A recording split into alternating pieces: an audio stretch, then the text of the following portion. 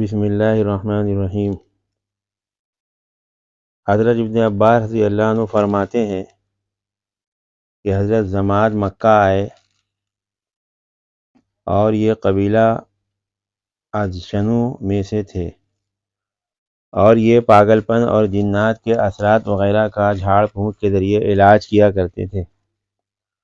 انہوں نے مکہ کے چند بیوقوفوں کو یہ کہتے ہوئے سنا کہ محمد صلی اللہ علیہ وسلم نعوذ باللہ دیوانے ہیں۔ حضرت زماد نے کہا کہ یہ آدمی کہاں ہے؟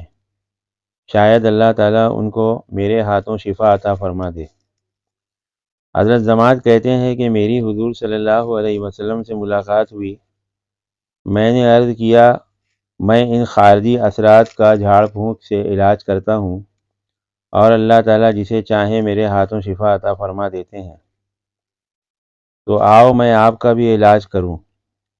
اس پر حضور صلی اللہ علیہ وسلم نے خطبہ مسنونہ کا ابتدائی حصہ 3 مرتبہ پڑھا اور پڑھ کر سنایا۔ اس کا ترجمہ یہ ہے کہ بے شک تمام تعریفیں اللہ کے لیے ہیں، ہم اسی کی تعریف کرتے ہیں اور اسی سے مدد مانگتے ہیں۔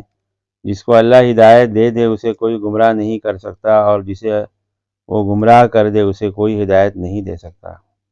میں اس کی گواہی دیتا ہوں کہ ایک اللہ کے سوا کوئی معبود نہیں اور اس کا کوئی شریک نہیں۔ حضرت زماد نے خطبہ میں یہ سن کر کہا کہ اللہ کی قسم، میں نے کاہنوں اور جادوگروں اور شاعروں کے کلام کو بہت سنا ہے، لیکن ان جیسے کلمات کبھی نہیں سنے۔ لائیے ہاتھ بڑھائیے، میں آپ سے اسلام پر بیعت ہوتا ہوں۔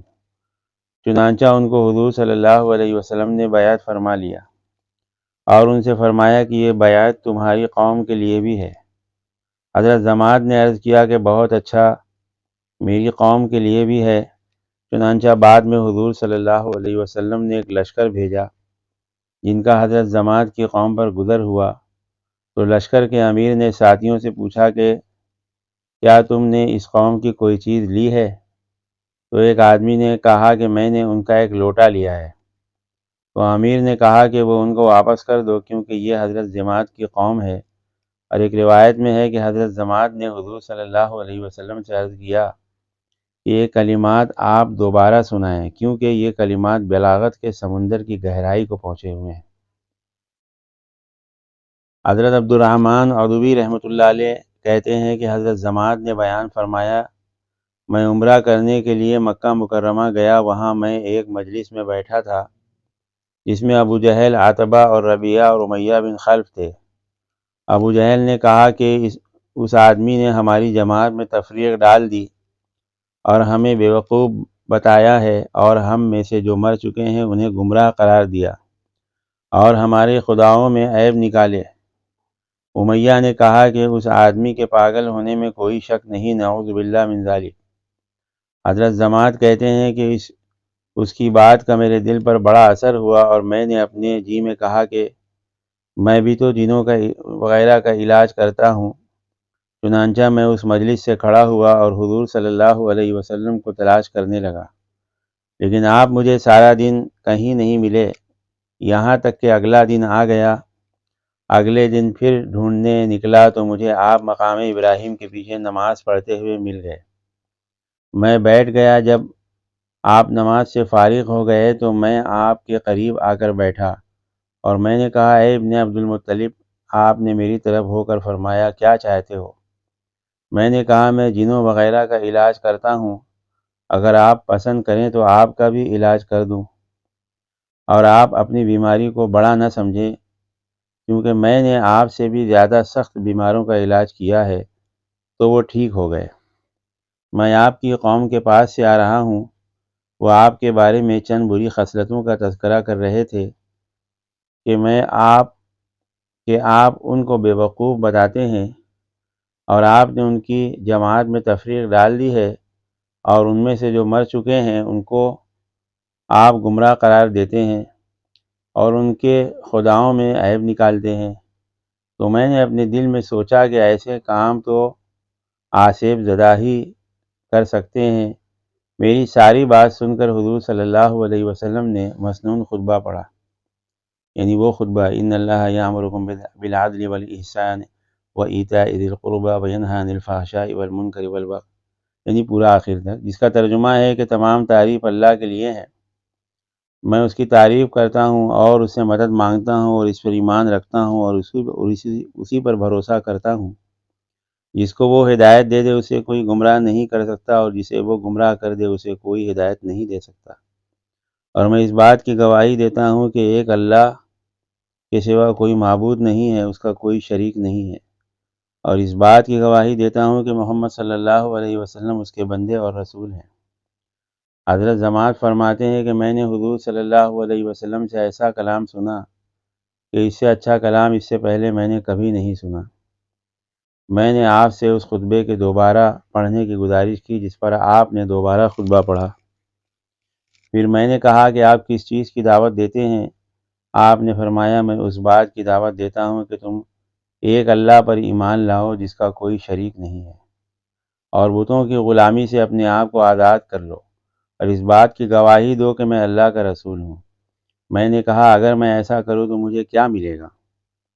آپ نے فرمایا تمہیں جنت ملے گی۔ تو میں نے کہا میں اس بات کی گواہی دیتا ہوں کہ ایک اللہ کے سوا کوئی معبود نہیں، جس کا کوئی شریک نہیں، اور اپنی گردن سے بتوں کو اتار کر ان سے برات کا اظہار کرتا ہوں، اور اس بات کی گواہی دیتا ہوں کہ آپ اللہ کے بندے اور رسول ہیں۔ پھر میں آپ کے ساتھ رہنے لگا یہاں تک کہ میں نے قرآن شریف کی بہت سی صورتیں یاد کر لیں۔ پھر میں اپنی قوم میں واپس آ گیا۔ عبداللہ بن عبد الرحمن عدوی بیان کرتے ہیں کہ حضور صلی اللہ علیہ وسلم نے حضرت علی رضی اللہ عنہ کو ایک جماعت کا امیر بنا کر بھیجا۔ ان لوگوں کو ایک جگہ 20 اونٹ ملے، وہ ان کو ساتھ لے کر چل پڑے۔ حضرت علی بن ابی طالب رضی اللہ عنہ کو پتہ چلا کہ یہ اونٹ حضرت جماعت کی قوم کے ہیں، تو انہوں نے فرمایا یہ اونٹ ان کو واپس کر دو، چنانچہ وہ سب اونٹ واپس کر دیے گئے۔ حضور صلی اللہ علیہ وسلم کا حضرت عمران کے والد حضرت حسین رضی اللہ عنہ کو دعوت دینا۔ قریش حضرت حسین رضی اللہ عنہ کی بڑی تعظیم کرتے تھے، وہ بڑے سردار تھے۔ ایک دفعہ قریش ان کے پاس آیا اور ان سے کہا کہ آپ ہماری طرف سے جا کر اس آدمی سے بات کریں کیونکہ وہ ہمارے خداؤں کو برا بھلا کہتے ہیں۔ چنانچہ قریش حضرت حسین کے ساتھ چلے اور حضور صلی اللہ علیہ وسلم کے دروازے کے قریب آ کر بیٹھ گئے۔ حضور صلی اللہ علیہ وسلم نے فرمایا بڑے میاں یعنی حضرت حسین کے لیے جگہ خالی کر دو۔ حضرت حسین کے صاحبزادے حضرت عمران اور ان کے بہت سے ساتھی حضور صلی اللہ علیہ وسلم کی خدمت میں پہلے سے جمع تھے۔ حضرت حسین نے کہا کہ یہ کیا ہو رہا ہے کہ ہمیں آپ کی طرف سے یہ باتیں پہنچ رہی ہیں کہ آپ ہمارے خداؤں کو برا کہتے ہیں، اور حالانکہ آپ کے والد تو بہت محتاط اور بھلے آدمی تھے۔ اس پر حضور صلی اللہ علیہ وسلم نے فرمایا اے حسین، میرے والد اور تمہارے والد دونوں جہنم میں ہیں۔ اس روایت سے تو یہی معلوم ہوتا ہے کہ حضور کے والد جہنم میں ہیں، لیکن دیگر روایات کی بنا پر راجح مسلک یہ ہے کہ حضور صلی اللہ علیہ وسلم کے والدین دونوں جنتی ہیں، کیونکہ دونوں نے زمانہ جاہلیت میں شرک کا گناہ بالکل نہیں کیا تھا اور ملت ابراہیم پر عمل کرنے والے تھے۔ حافظ سیوطی نے اپنے رسائل میں یہ تحقیق کی ہے کہ حضور صلی اللہ علیہ وسلم کے والدین شریفین کو زندہ کیا گیا اور وہ آپ پر ایمان لائے، اس لیے یہ روایت اس سے پہلے کی ہے۔ اے حسین، اچھا یہ تو بتاؤ کہ تم کتنے خداؤں کی عبادت کرتے ہو؟ حضرت حسین نے کہا میرے 7 خدا زمین پر ہیں اور ایک خدا آسمان پر ہے۔ حضور صلی اللہ علیہ وسلم نے فرمایا جب تمہیں کسی قسم کا نقصان پہنچتا ہے تو کس خدا کو پکارتے ہو؟ حضرت حسین نے کہا کہ آسمان والے خدا کو۔ آپ نے فرمایا جب مال ہلاک ہو جائے تو کس کو پکارتے ہو؟ حضرت حسین نے کہا کہ آسمان والے کو۔ تو حضور صلی اللہ علیہ وسلم نے فرمایا یہ عجیب بات ہے کہ تمہاری پکار پر وہ اکیلا تمہاری فریاد رسی کرتا ہے اور تم اس کے ساتھ اور خداؤں کو شریک کرتے ہو۔ کیا تم آسمان والے خدا کی رضا اجازت سے ان دیوتاؤں کو شریک کرتے ہو یا ان دیوتاؤں سے ڈرتے ہو کہ اگر تم ان کو شریک نہیں کرو گے تو وہ تم پر غالب آ جائیں گے؟ حضرت حسین نے کہا کہ ان دونوں باتوں میں کوئی بھی نہیں ہے۔ حضرت حسین کہتے ہیں کہ اس وقت مجھے پتہ چلا کہ آج تک ان جیسی بڑی ہستی سے میں نے یہ بات نہیں کی، یعنی اتنی بڑی ہستی جیسے آپ صلی اللہ علیہ وسلم ہیں ایسے ہستی سے میں نے کبھی بات نہیں کی۔ حضور صلی اللہ علیہ وسلم نے فرمایا اے حسین مسلمان ہو جاؤ، اس سلامتی پالو گے۔ حضرت حسین نے کہا قوم ہے اور میرا خاندان ہے، اگر اسلام لاؤں گا ان سے مجھے خطرہ ہے، اس لیے اب میں کیا کہوں؟ آپ نے فرمایا یہ دعا پڑھو۔ اس کا ترجمہ ہے، اے اللہ میں اپنے معاملہ میں زیادہ رشد و ہدایت والے راستے کی آپ سے رہنمائی چاہتا ہوں، اور مجھے علم نافع اور زیادہ عطا فرما۔ چنانچہ حضرت حسین نے یہ دعا پڑھی اور اسی مجلس میں اٹھے اور اٹھنے سے پہلے ہی مسلمان ہو گئے۔ یہ دیکھتے ہی حضرت عمران کھڑے ہو کر اپنے والد حضرت حسین کے سر اور ہاتھوں اور پیروں کا بوسہ لیا۔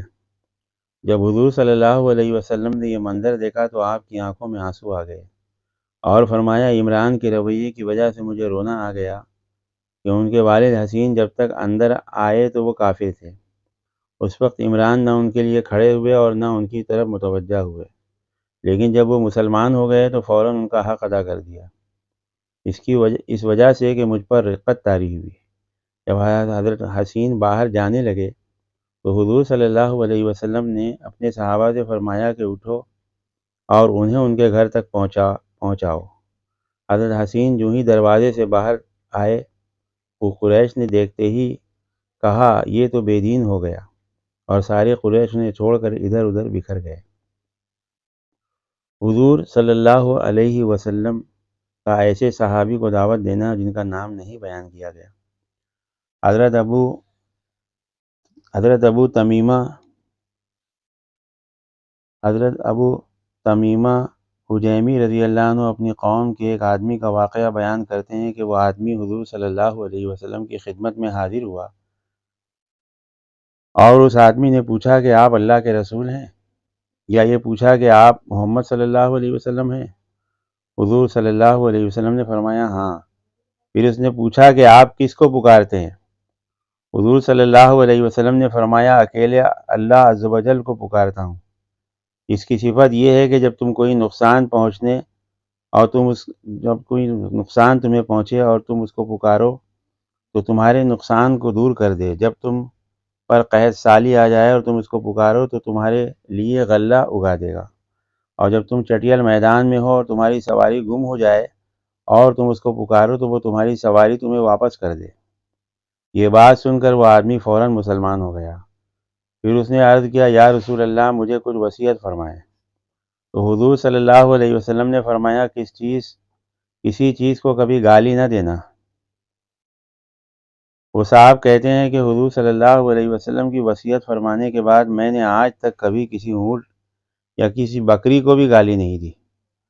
حضور صلی اللہ علیہ وسلم کا حضرت معاویہ بن حدیدہ کو دعوت دینا رضی اللہ عنہ۔ حضرت معاویہ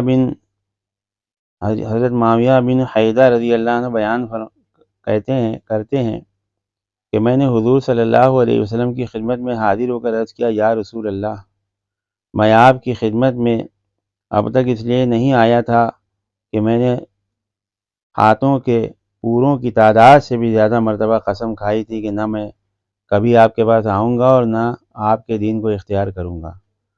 حضرت معاویہ نے یہ فرماتے ہوئے دونوں ہاتھوں کو ایک دوسرے پر رکھتے ہوئے پوروں کی تعداد کی طرف اشارہ فرمایا، لیکن اب اللہ تعالیٰ مجھے آپ کے پاس لے ہی آیا تو آپ کی خدمت میں حاضر ہوا ہوں، اور میری حالت یہ ہے کہ میرے پاس تھوڑا سا علم ہے۔ میں آپ کو اللہ کی عظیم ذات کا واسطہ دے کر پوچھتا ہوں کہ ہمارے رب نے آپ کو کیا دے کر ہمارے پاس بھیجا ہے؟ تو حضور صلی اللہ علیہ وسلم نے فرمایا، دین اسلام دے کر بھیجا ہے۔ حضرت معاویہ نے پوچھا، دین اسلام کیا ہے؟ حضور صلی اللہ علیہ وسلم نے فرمایا، دین اسلام یہ ہے کہ تم یہ کہو کہ میں نے اپنے آپ کو اللہ کا فرمانبردار بنا دیا اور اللہ کے علاوہ باقی سب سے الگ ہو گیا، اور نماز کو قائم کرو، زکوٰۃ ادا کرو۔ ہر مسلمان دوسرے مسلمان کے لیے قابل احترام ہے، دونوں مسلمان آپس میں بھائی اور ایک دوسرے کے مددگار ہیں، اور مشرک آدمی جب مسلمان ہو گیا تو اب اسلام کے بعد اللہ تعالیٰ اس کے عمل کو اس وقت قبول فرمائیں گے جب وہ مشرکوں سے جدا ہو جائے، یعنی ہجرت کر لے۔ مجھے کیا ضرورت تھی کہ میں تمہاری کمر پکڑ کر تم لوگوں کو جہنم کی آگ سے بچاؤں، مگر سنو، بات یہ ہے کہ میرا رب مجھے بلائے گا اور مجھ سے پوچھے گا، کیا میرا دین تم نے میرے بندوں تک پہنچا دیا تھا؟ تو میں عرض کر سکوں گا اے میرے رب ہاں میں نے پہنچا دیا تھا۔ غور سے سنو، تم میں سے جو یہاں حاضر ہیں وہ غائبین تک میرا دین پہنچا دیں۔ غور سے سنو، تمہیں قیامت کے دن اللہ کے سامنے اس حال میں بلایا جائے گا کہ تمہارے منہ بند ہوں گے، بند کیے ہوئے ہوں گے، یعنی تم بات نہیں کر سکو گے۔ اور سب سے پہلے ہر آدمی کی ران اور ہتھیلی اس کے اعمال کی خبر دے گی۔ حضرت معاویہ رضی اللہ عنہ فرماتے ہیں کہ میں نے کہا یا رسول اللہ یہی ہمارا دین ہے؟ آپ نے فرمایا ہاں یہی تمہارا دین ہے، جہاں بھی رہ کر تم اس پر اچھی طرح چلو گے یہ دین تمہارے لیے کافی ہو جائے گا۔ حضور صلی اللہ علیہ وسلم کا حضرت عدی بن حاتم کو دعوت دینا۔ حضرت عدی بن حاتم فرماتے ہیں کہ جب مجھے حضور صلی اللہ علیہ وسلم کے مدینہ منورہ ہجرت کرنے کی خبر ملی یا آپ کے دعوی نبوت کی خبر ملی تو مجھے بہت برا لگا، چنانچہ میں اپنے وطن سے نکل کر روم کی طرف چلا گیا۔ بعض روایت میں یہ ہے کہ میں قیصر روم کے پاس چلا گیا اور میرا یہ روم آ کر قیصر کے پاس چلے جانا مجھے حضور صلی اللہ علیہ وسلم کی ہجرت فرمانے سے بھی اور زیادہ برا لگا، اور میں نے اپنے دل میں کہا کہ مجھے اس آدمی کے پاس جانا چاہیے، اگر وہ جھوٹے ہوں گے تو میرا نقصان نہیں کر سکیں گے اور سچے ہوں گے تو مجھے پتہ چل جائے گا۔ فرماتے ہیں کہ میں مدینہ پہنچا تو لوگ خوش ہو کر کہنے لگے عدی بن حاتم آ گئے، عدی بن حاتم آ گئے۔ چنانچہ میں حضور صلی اللہ علیہ وسلم کی خدمت میں حاضر ہوا۔ آپ نے مجھ سے 3 دفعہ فرمایا اے عدی بن حاتم مسلمان ہو جاؤ، سلامتی پاؤ گے۔ میں نے کہا میں خود ایک دین پر چل رہا ہوں۔ حضور صلی اللہ علیہ وسلم نے فرمایا میں تمہارے دین کو تم سے زیادہ جانتا ہوں۔ میں نے حیران ہو کر کہا آپ میرے دین کو مجھ سے زیادہ جانتے ہیں؟ آپ نے فرمایا ہاں، کیا تم فرقہ رکوسیہ میں سے نہیں ہو؟ یعنی انصاری اور صابئین کے درمیان کا فرقہ ہے، اور تم اپنی قوم کا 4تھائی مال غنیمت کھا جاتے ہو؟ میں نے کہا جی ہاں۔ آپ نے فرمایا حالانکہ تمہارے لیے یہ تمہارے دین میں حلال نہیں ہے؟ میں نے کہا جی ہاں حلال نہیں ہے۔ حضور صلی اللہ علیہ وسلم نے فرمایا سنو، میں اس بات کو بھی خوب جانتا ہوں کہ جو تمہیں اسلام سے روک رہی ہے۔ تم یہ کہتے ہو کہ ان کے پیچھے چلنے والے تو کمزور قسم کے لوگ ہیں، جن کے پاس کوئی قوت نہیں ہے، اور تمام عرب ان کو الگ پھینک رکھا ہے، تمام عرب نے ان کو الگ کر رکھا ہے، یا تمام عرب نے ان کو نشانہ بنا رکھا ہے۔ کیا تم حیرہ شہر کو جانتے ہو؟ میں نے کہا اسے دیکھا تو نہیں، البتہ اس کا نام ضرور سنا ہے۔ آپ نے فرمایا اس ذات کی قسم جس کے قبضے میں میری جان ہے، اللہ اس دین کو ضرور پورا کر کے رہیں گے، اور ایسا امن و امان ہو جائے گا کہ پردہ نشین عورت تنہا حیرہ سے چلے گی اور اکیلے بیت اللہ کا طواف کرے گی اور کوئی اس کے ساتھ نہ ہوگا، اور کسریٰ بن ہرمز کے خزانے فتح کیے جائیں گے۔ میں نے حیران ہو کر کہا کہ کسریٰ بن ہرمز کے خزانے؟ آپ نے فرمایا ہاں کسریٰ بن ہرمز کے خزانے، اور مال خوب خرچ کیا جائے گا حتیٰ کہ اسے کوئی لینے والا نہ ہوگا۔ یہ قصہ سنانے کے بعد حضرت عدی بن حاتم نے فرمایا دیکھو یہ تنہا عورت حیرہ سے آ رہی ہے اور اکیلی بیت اللہ کا طواف کر رہی ہے، اور اس کے ساتھ کوئی بھی نہیں ہے، اور میں خود ان لوگوں میں تھا جنہوں نے کسریٰ کے خزانے فتح کیے، اور اس ذات کی قسم جس کے قبضے میں میری جان ہے، تیسری بات بھی ضرور ہو کر رہے گی، اس لیے کہ حضور صلی اللہ علیہ وسلم فرما چکے ہیں۔ عدی بن حاتم فرماتے ہیں کہ ہم لوگ مقام اقرب میں تھے کہ حضور صلی اللہ علیہ وسلم کا بھیجا ہوا گھوڑے سواروں کا ایک دستہ آیا جو میری پھوپھی اور کچھ لوگوں کو گرفتار کر کے لے گئے اور حضور صلی اللہ علیہ وسلم کی خدمت میں پیش کر دیا۔ جب یہ سب آپ کے سامنے ایک صف میں کھڑے کیے گئے تو میری پھوپھی نے عرض کیا یا رسول اللہ میرا مددگار نمائندہ جدا ہو گیا، اولاد ختم ہو گئی، میں خود بوڑھی عمر رسیدہ ہو چکی ہوں اور مجھ سے کوئی خدمت بھی نہیں ہو سکتی، آپ مجھ پر احسان کیجیے، اللہ آپ پر احسان کرے گا۔ حضور صلی اللہ علیہ وسلم نے فرمایا تمہارا مددگار نمائندہ کون ہے؟ پھوپھی نے کہا کہ عدی ابن حاتم ہے۔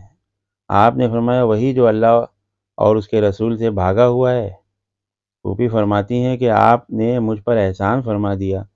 جب آپ واپس جانے لگے تو ایک آدمی آپ کے ساتھ تھا، ہمارا خیال یہ ہے کہ وہ حضرت علی تھے۔ انہوں نے پھوپھی سے کہا حضور صلی اللہ علیہ وسلم سے سواری مانگ لو۔ پھوپھی نے حضور صلی اللہ علیہ وسلم سے سواری مانگی۔ حضور صلی اللہ علیہ وسلم نے فرمایا ان کو سواری دے دی جائے۔ حضرت علی فرماتے ہیں کہ وہاں سے پھوپھی میرے پاس آئیں اور مجھ سے یہ کہا کہ تم نے ایسا کام کیا ہے کہ تمہارا باپ تو کبھی نہ کرتا، یعنی تم مجھے چھوڑ کر بھاگ گئے، اور کہا تمہارا دل چاہے یا ڈر کی وجہ سے نہ چاہے ان کے پاس ضرور جاؤ۔ فلاں ان کے پاس گیا، اسے حضور صلی اللہ علیہ وسلم سے خوب ملا، فلاں گیا، اسے بھی حضور صلی اللہ علیہ وسلم سے خوب ملا۔ حضرت علی فرماتے ہیں کہ پھوپھی کے کہنے پر، یعنی حاتم تائی کی بہن تھی، میں حضور صلی اللہ علیہ وسلم کی خدمت میں حاضر ہوا۔ اس وقت حضور صلی اللہ علیہ وسلم کے پاس ایک عورت اور دو بچے یا ایک بچہ بیٹھا ہوا تھا جو کہ آپ کے قریب بیٹھے ہوئے تھے۔ یوں عورت اور بچوں کے پاس بیٹھنے سے میں سمجھ گیا کہ یہ کسریٰ اور قیصر والی بادشاہت نہیں ہے۔ حضور صلی اللہ علیہ وسلم نے مجھ سے فرمایا، اے عدی بن حاتم، کس وجہ سے بھاگ رہے ہو؟ کیا اس وجہ سے بھاگ رہے ہو کہ لا الہ الا اللہ کہنا پڑے گا؟ تو کیا اللہ کے علاوہ اور کوئی معبود ہے؟ کس وجہ سے بھاگ رہے ہو؟ کیا اس وجہ سے بھاگ رہے ہو کہ اللہ اکبر کہنا پڑے گا؟ کیا کوئی چیز اللہ عز و جل سے بڑی ہے؟ یہ سن کر میں مسلمان ہو گیا، اور میں نے دیکھا کہ میرے اسلام لانے پر آپ کا چہرہ کھل گیا، اور آپ نے فرمایا مغضوب علیہم، جن پر اللہ ناراض ہوا وہ یہودی ہیں، اور ضالین جو گمراہ ہوئے وہ نصارہ ہیں، عیسائی۔ حضرت علی فرماتے ہیں کہ پھر کچھ لوگوں نے آپ سے مانگا، آپ کے پاس کچھ بھی نہیں تھا، اس لیے آپ نے صحابہ کو دوسروں پر خرچ کرنے کی ترغیب دی۔ چنانچہ آپ نے اللہ کی حمد و ثنا بیان کی اور فرمایا، اے لوگوں، ضرورت سے زیادہ مال خرچ کرو، کوئی ایک سا سے کم، کوئی ایک مٹھی، کوئی ایک مٹھی سے کم۔ شعبہ راوی کہتے ہیں کہ جہاں تک مجھے یاد ہے کہ آپ نے یہ بھی فرمایا کہ کوئی ایک کھجور دے، کوئی کھجور کا ٹکڑا، اور تم میں سے ہر آدمی اللہ کے سامنے حاضر ہوگا، اور اللہ تعالیٰ اس سے پوچھیں گے جو میں تمہیں بتا رہا ہوں، کیا میں نے تمہیں دیکھنے اور سننے کی نعمت نہیں دی تھی؟ کیا میں نے تمہیں مال اولاد نہیں دی تھی؟ تم نے آگے کے لیے کیا بھیجا؟ یہ سن کر آدمی آگے پیچھے دائیں بائیں دیکھے گا لیکن کچھ نہ پائے گا۔ جہنم سے صرف اللہ کی ذات کے ذریعے سے ہی بچا جا سکتا ہے، لہذا آگ سے بچو۔ آگ سے بچنے کے لیے دینے کو کچھ نہ ہو تو کھجور کا ٹکڑا ہی دے دو، اور اگر کھجور کا ٹکڑا بھی نہ ہو تو نرم بات ہی کر لیا کرو۔ مجھے تم پر فقر اور فاقہ کا ڈر نہیں ہے، اللہ پاک تمہاری ضرور مدد فرمائیں گے اور تمہیں بہت زیادہ دیں گے اور بہت زیادہ فتوحات کریں گے، یہاں تک کہ پردہ نشین عورت تنہا حیرہ اور یثرب کے درمیان یا اس سے بھی زیادہ لمبا سفر کرے گی اور اسے چوری کا ڈر نہ ہوگا۔ حضرت حضور صلی اللہ علیہ وسلم کا حضرت ذوالجوشن زبابی کو دعوت دینا۔ حضرت ذوالجوشن زبابی فرماتے ہیں رضی اللہ عنہ کہ جب حضور صلی اللہ علیہ وسلم غزوہ بدر سے فارغ ہوئے تو میں اپنی قرحہ نامی گھوڑی کا بچھڑا لے کر حضور کی خدمت میں حاضر ہوا، اور میں نے کہا، اے محمد صلی اللہ علیہ وسلم، میں آپ کے پاس قرحہ گھوڑی کا بچہ لے کر آیا ہوں تاکہ آپ سے اسے آپ اپنے استعمال کے لیے آپ لے لیں۔ آپ نے فرمایا، مجھے اس کی ضرورت نہیں ہے، ہاں اگر تم چاہو تو میں تمہیں اس کے بدلے میں بدر کی زرہوں میں سے تمہاری پسند کی ایک زرہ دے دوں۔ میں نے کہا کہ میں اس کو آج اعلیٰ درجے کے ایک گھوڑے کے بدلے میں دینے کو تیار نہیں ہوں۔ آپ نے فرمایا، مجھے بھی اس کی ضرورت نہیں ہے۔ پھر آپ نے فرمایا، اے ذوالجوشن، تم مسلمان کیوں نہیں ہو جاتے تاکہ شروع میں اسلام لانے میں سے ہو جاؤ؟ میں نے کہا نہیں۔ آپ نے فرمایا، کیوں؟ میں نے کہا، اس لیے کہ میں دیکھ رہا ہوں کہ آپ کی قوم نے آپ کو جھٹلایا۔ آپ نے فرمایا، بدر میں ان کی شکست کے بارے میں تمہیں خبر پہنچی؟ میں نے کہا، مجھے ساری خبر پہنچ چکی ہے۔ آپ نے فرمایا، ہمیں تو تمہیں اللہ کی سیدھی راہ بتانی ہے۔ میں نے کہا، مجھے منظور ہے، بشرطے کہ آپ کعبہ کو فتح کر کے وہاں رہنے لگ جائیں۔ آپ نے فرمایا، اگر تم زندہ رہے تو اسے بھی دیکھ لو گے۔ پھر آپ نے ایک آدمی کو فرمایا، او فلانے، اس آدمی کا تھیلا لے لو اور اس میں راستے کے لیے عجوہ کھجوریں ڈال دو۔ جب میں واپس ہونے لگا تو آپ نے صحابہ سے فرمایا یہ شخص بنی عامر کے بہترین شہ سواروں میں سے ہے۔ حضرت الجوشن فرماتے ہیں کہ اللہ کی قسم میں مقام غور میں اپنے گھر والوں میں تھا کہ اتنے میں ایک سوار آیا۔ میں نے اس سے پوچھا لوگوں کا کیا بنا؟ اس نے بتایا کہ اللہ کی قسم محمد صلی اللہ علیہ وسلم کعبہ پر غالب آ چکے ہیں اور اس میں ٹھہرے ہوئے ہیں۔